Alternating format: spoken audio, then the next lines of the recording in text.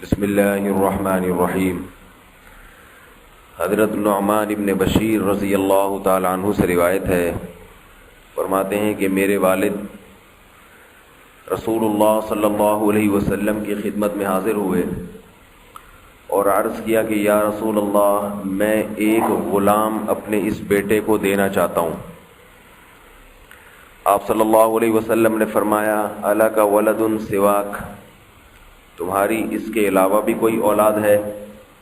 انہوں نے فرمایا ہاں۔ آپ صلی اللہ علیہ وسلم نے فرمایا کیا باقیوں کو بھی تم نے غلام دیا ہے؟ فرمایا نہیں۔ پھر آپ صلی اللہ علیہ وسلم نے فرمایا ایسرک ان یکونوا الیک فی البر سواء، کیا تم یہ چاہتے ہو کہ تمہارے سارے بیٹے، ساری اولاد تمہارے ساتھ حسن سلوک میں برابری کریں، سارے تمہاری خدمت کریں، سب برابری کریں؟ انہوں نے فرمایا ہاں یا رسول اللہ۔ آپ صلی اللہ علیہ وسلم نے فرمایا فلا اذن، ایک روایت میں ہے انی لا اشہد علی جور، میں ظلم پر گواہ نہیں بن سکتا۔ اس سے معلوم ہوتا ہے کہ نبی صلی اللہ علیہ وسلم کہیں بھی کوئی ایسا معاملہ ہوتا تھا جس میں کسی کے ساتھ زیادتی ہو رہی ہے، اس معاملے پر گواہ نہیں بنتے تھے۔ زیادتی کیا ہو رہی تھی کہ ایک بیٹے کو اتنی قیمتی چیز دی جا رہی ہے، باقی بیٹوں کو محروم کیا جا رہا ہے۔ اس سے ایک شرعی مسئلہ بھی پتہ چلا کہ اولاد میں بھی برابری کرنی چاہیے انسان۔ البتہ یہاں یہ ضرور ہے، علماء نے لکھا ہے کہ یہ اولاد میں بے عدلی اس وقت حرام ہے جب اپنے بچوں میں سے کسی بچے کو نقصان پہنچانے کا ارادہ ہو۔ نقصان کا ارادہ نہیں ہے، بلکہ کسی بیٹے کو کسی ضرورت کی وجہ سے دیا جا رہا ہے۔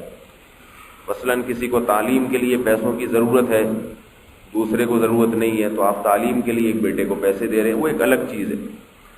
بعض دفعہ کسی بچے نے خدمت زیادہ کی ہوتی ہے تو اس خدمت کی بنیاد پر اسے باپ زیادہ پیسے دے دیتا ہے، نوازتا ہے اس کو، یہ بھی ٹھیک ہے۔ یہاں ایک اور یعنی پہلا مسئلہ تو یہ ذہن میں رکھیے کہ اولاد میں بلا وجہ تفریق کرنا، بلا وجہ، جیسے ایسا معاملہ کرتے ہیں لوگ، دیکھنے میں لگتا ہے یہ والا سوتیلا ہے اور یہ والا اپنا ہے، حالانکہ دونوں اپنے ہی ہوتے ہیں۔ ایک کو اتنا نوازا جا رہا ہوتا ہے، دوسرا خدمت بھی بڑھ چڑھ کے کر رہا ہے مگر اس کے ساتھ سوتیلوں جیسا سلوک، یہ صحیح نہیں ہے۔ اس سے ہوتا کیا ہے کہ ایک بچہ پھر فرما بردار بنتا ہے، دوسرا بگڑ جاتا ہے۔ تو اللہ کے نبی نے کیا فرمایا نعمان ابن بشیر رضی اللہ تعالیٰ عنہ کے والد کو کہ کیا تم یہ چاہتے ہو کہ سارے بچے تمہارے ساتھ حسن سلوک کریں، تو پھر ان کے ساتھ بھی تم برابر کا سلوک کرو، ان میں تفریق نہ کرو۔ تو پہلا مسئلہ یہ معلوم ہوا اس حدیث سے کہ اولاد کے اندر بھی برابری انسان کو کرنی چاہیے، چاہے ماں ہو یا باپ ہو، دونوں کو کرنی چاہیے۔ ایسا سلوک نہیں کرنا چاہیے اولاد کے ساتھ کہ دوسرے کو اپنے سوتیلے ہونے کا احساس ہو۔ البتہ میں نے بتایا کہ جہاں کوئی ریزن ہو زیادہ دینے کی، ضرورت ہے، یا ایک کو تعلیم کا، ایک بیماری کا خرچہ ہے، یا ایک بیٹی ہے جو غریب خاندان میں شادی ہو کے گئی ہے، باپ اس کو ذرا زیادہ پیسے دیتا ہے تاکہ یہ وہاں سکون سے رہے، تو یہ جائز ہے، اس میں کوئی حرج نہیں ہے۔ دوسرا مسئلہ اس حدیث میں یہ بھی معلوم ہوتا ہے کہ بعض لوگ یہ کرتے ہیں کہ اپنی زندگی میں وراثت تقسیم کر دیتے ہیں، تو اس وراثت میں کیا کرتے ہیں، لڑکے کو دگنا دیتے ہیں، بیٹی کو آدھا دیتے ہیں، تو یہ غلط ہے۔ زندگی میں آپ جو بھی تقسیم کریں گے وہ وراثت نہیں ہوتی، وہ باپ کی طرف سے تحفہ ہوتا ہے۔ تبھی اولاد زندگی میں باپ سے اپنے حصے کا مطالبہ نہیں کر سکتی، کیونکہ وہ اولاد کا حصہ ہے ہی نہیں، وہ تو بنے گا جب باپ کا انتقال ہو جائے گا۔ تو باپ اگر اپنی زندگی میں اولاد کو کچھ دیتا ہے تو وہ چاہے اس کو وراثت کا نام دے، مگر شریعت اس کو وراثت نہیں بلکہ اس کو تحفہ، گفٹ کہہ سکتے ہیں، تحفہ کہہ سکتے ہیں، اولاد کے ساتھ احسان کہہ سکتے ہیں۔ تو اس میں بھی برابری ہے، یہ نہیں کہ بیٹی کو آدھا دے رہے ہیں اور بیٹے کو دگنا، بلکہ اس میں بھی اصل حکم یہ ہے کہ جتنا بیٹے کو دیا ہے بیٹی کو بھی اتنا ہی دیں۔ آپ جب گھر میں کوئی چیز لے کر آتے ہیں، پھل فروٹ تقسیم کرتے ہیں، مثال کے طور پر آم لے کر آئے آپ، تو اب یہ تو نہیں کرتے نا کہ بیٹے کو 2 آم دیں گے اور بیٹی کو 1، بھائی جس نے جتنے کھا لیے، بیٹے کو 2 روٹیاں کھلا رہے ہیں اور بیٹی کو ایک ایسا نہیں ہو سکتا. تو بیٹا یا بیٹی ہونے کی بنیاد پر فرق کرنا یہ صحیح نہیں ہے، بلکہ آپ کو جتنا بیٹے کو دیا اتنا ہی بیٹی کو دینا پڑے گا. یہ بہت بڑی غلطی ہے جو لوگ کرتے ہیں، آدھا آدھا حساب شروع کر دیتے ہیں. ایسا نہیں ہوتا، برابری کرنی چاہیے. اور بیٹی ہونے کی بنیاد پہ فرق کرنا یہ ظلم ہے، یہ زیادتی ہے، یہ جائز نہیں ہے. البتہ یہاں بھی اس بنیاد پہ فرق کیا جا سکتا ہے کہ ضرورت کس کو زیادہ ہے. بیٹا جو ہے نا اس کی ذمہ داریاں زیادہ ہیں، مثال کے طور پر اس کا خاندان بڑا ہے، اس کے خرچے زیادہ ہیں، جبکہ بیٹی کے بارے میں یہ ہے کہ یہ دولت مند خاندان میں گئی ہے اور بیٹا جو ہے وہ غریب ہے لیکن خرچے زیادہ ہیں. تو اس بنیاد پر بیٹے کو دیا جا سکتا ہے.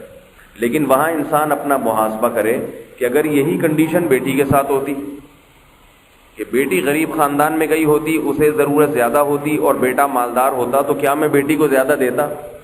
تو اگر دل یہ گواہی دے ہاں بھائی بیٹی کو زیادہ دیتا، تو اس کا مطلب کہ آپ کی طبیعت میں انصاف ہے. اور اگر بیٹے کے لیے اصول کچھ اور ہیں، بیٹی کے لیے اصول کچھ اور ہیں، اس کا مطلب ہے کہ آپ بیٹوں کو لاڈلا سمجھتے ہو اور بیٹیوں کو سوتیلا سمجھتے ہو.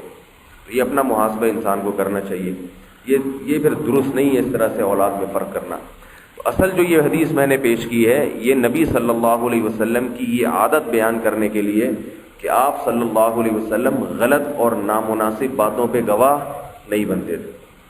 تو اب ہمیں بھی اگر کوئی خاندان میں بلائے کسی ایسی بات پر گواہ بنانے کے لیے کہ بھئی آپ تشریف لے آئیں، ہمارے ہاں وراثت تقسیم ہو رہی ہے، یا میں یہ پلاٹ فلاں کے نام کر رہا ہوں، یا میں یوں کر رہا ہوں، اور آپ کو پتہ یہ غلط ہو رہا ہے، اس میں دوسرے کے ساتھ زیادتی ہو رہی ہے، تو آپ بائیکاٹ کریں.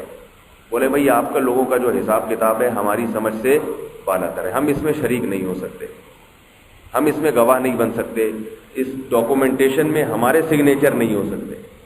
نبی صلی اللہ علیہ وسلم نے جیسے منع کر دیا بھئی میں نہیں گواہ بن سکتا، تو ہمیں بھی کیا چاہیے؟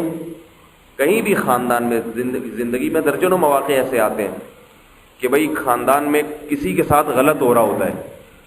اب لوگ کیا کرتے ہیں اپنے تعلقات بڑھانے کے لیے، دوستیاں بڑھانے کے لیے ہر غلط سے غلط بات میں بھی شریک ہو جاتے ہیں.